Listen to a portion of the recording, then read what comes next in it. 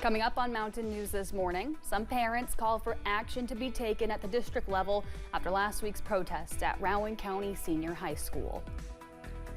And some national lawmakers are voicing their concern for a new proposal that would cut benefits for the SNAP program.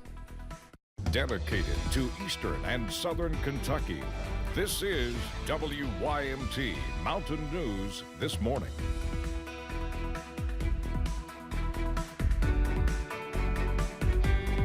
Good morning and a happy Thursday to you, Mountain family. I'm Amelia Lee here with you on this May 8th. It is 6:04 this morning, and Megan, it's been kind of a chilly start. Not too bad this morning, in my opinion, but I did have a sweater, long pants on. I was prepared for the cold. Yeah, it is definitely not as cold as yesterday, so there's the good news there, but still a little chilly for some portions of the region. Here's a look at those temperatures that you can expect. Coolest temperatures in the mid 50s, 54 for Wise, 52 in Louisa. Warmest as you're traveling towards Monticello, 61 degrees. And as we head into the afternoon, we'll start to see those temperatures warming up, seeing a big range from the upper 60s to the upper 70s. Now that's because we see that rain chance rolling through this afternoon, dropping those temperatures as we tread into the evening.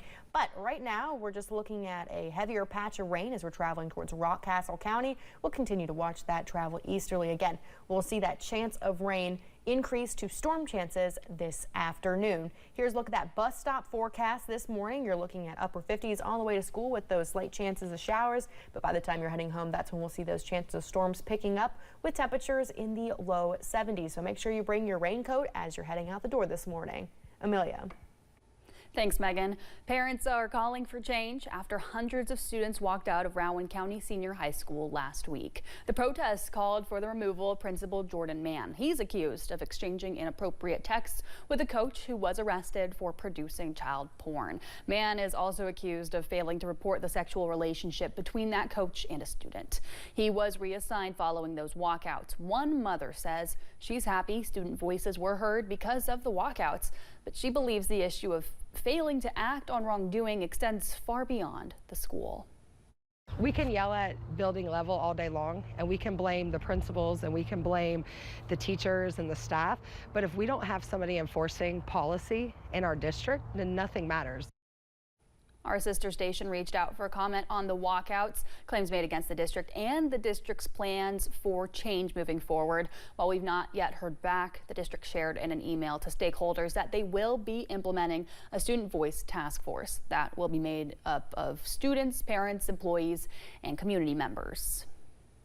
A former Owensboro school superintendent was sentenced to 30 years in prison after he admitted to sexually exploiting children. Matthew Constant was indicted by a federal grand jury last year. He was arrested in July 2023 following an investigation by state police. He pleaded guilty to several charges, including online enticement of a minor in February. An SUV crashed into a school bus yesterday afternoon in Martin County. The sheriff's office says there were more than 20 students on board. Thankfully, no one was hurt. Officials say the SUV driver rear-ended the bus and left minor damage. Kentucky State Police is hosting a free child passenger safety test in Knox County today. It's from 10 until 2 at Cumberland Valley Electric in the Gray community. Certified child passenger safety technicians will be there to ensure your child's seat is properly installed and up to safety standards. A Charleston, West Virginia man was sentenced to 12 years in prison for drug-related charges. According to court documents, police obtained a search warrant on Tyrese Phillips after a package that was intended for his address was stopped by the Postal Service. More than 500 grams of a substance containing fentanyl was found. 3 people were arrested as part of an ongoing investigation in Logan County, West Virginia. Troopers say they found fentanyl, Suboxone, marijuana, and $14,000 in cash. Linda Spears, Jennings Spears, and Ricky Browning were charged with intent to deliver. Congressional Democrats are criticizing what they call the largest cut to a major anti-hunger effort in U.S. history. It comes after reports say House Republicans are proposing a major overhaul to the Supplemental Nutrition Assistance Program, or SNAP, as part of their budget plans to cut taxes and spending. Formerly called food stamps, the proposal includes potentially forcing states to cover more of the program's costs. these are not just numbers. These are people. These are family. These are meals. These are children. House Democrats are standing strong to protect these benefits, to make sure that there is no reduce or loss of benefits to families who rely on them. In total, congressional Republicans are aiming to cut around $230 billion in agriculture spending, most of which could come from SNAP. The federal funds for SNAP come under the Agriculture Department budget. Lawmakers say the nation's mental health care system is failing. Now a bipartisan caucus wants to find a solution to that problem. Don Bayer, a representative from Virginia, says if you look hard enough, you'll find a family dealing with some kind of mental health concern. After President Donald Trump signed executive orders aimed to eliminating fraud and waste abuse, Bayer says this caucus is needed now more than ever before.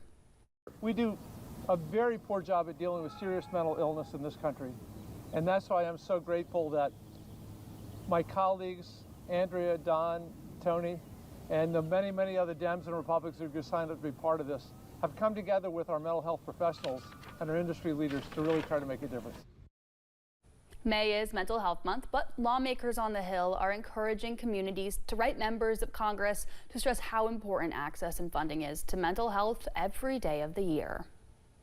The half-brother of Vice President J.D. Vance is running for Cincinnati mayor. Corey Bowman advanced the November election after coming in second place in a three-way nonpartisan primary. Incumbent Cincinnati Democratic Mayor Aftab Peruval is the first. Bowman owns a coffee shop and is an evangelical pastor. He's never held a public office, but previously said he did not want to see the incumbent mayor run unchallenged.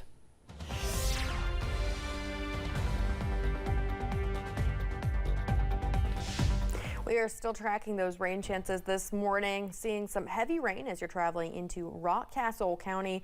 We'll continue to watch these slight chances in the morning hours. It's not until we head into the afternoon that those storm chances enter into the forecast. We'll see storms from the early afternoon into the late evening, clearing out as you're heading into your Friday. Current temperatures in the 50s across the region, low 60s in Monticello and Somerset, 61 degrees. And as we head into the afternoon, that's when we're looking at a mixture of the 70s across eastern Kentucky. Now, by the time we head into that 3 o'clock, 4 o'clock, that's when we'll be seeing the warmest temperatures of the day as those rain and storm chances kicking in drop the temperatures overnight. Stay with us. We'll have more mountain news and weather coming up.